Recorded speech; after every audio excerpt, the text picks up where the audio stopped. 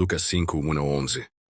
Ang mabuting balita ng Panginoong ayon kay San Lucas, noong panahong iyon, nakatayo si Jesus sa baybayin ng lawa ng Genesaret. Pinagkalipumpunan siya ng napakaraming tao na ibig makarinig ng salita ng Diyos. May nakita siyang 2 bangka sa baybayin. Nakalunsad na ang mga mangingisda at naghuhugas ng kanilang mga lambat.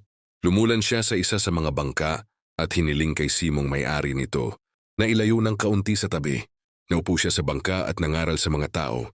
Pagkatapos niyang magsalita ay sinabi niya kay Simon, "Pumalaot kayo at ihulog ang mga lambat upang manghuli."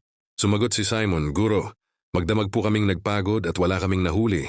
Ngunit dahil sa sinabi ninyo, ihuhulog ko ang mga lambat."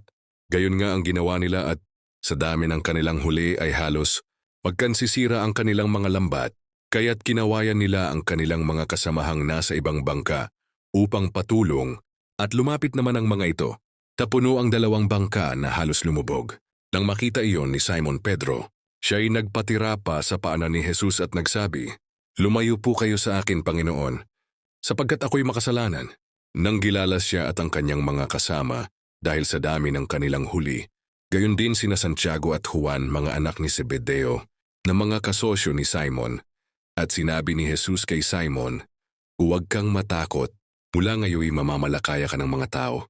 Nang maitabi na nila ang kanilang mga bangka, iniwan nila ang lahat at sumunod kay Jesus. Ang mabuting balita ng Panginoon.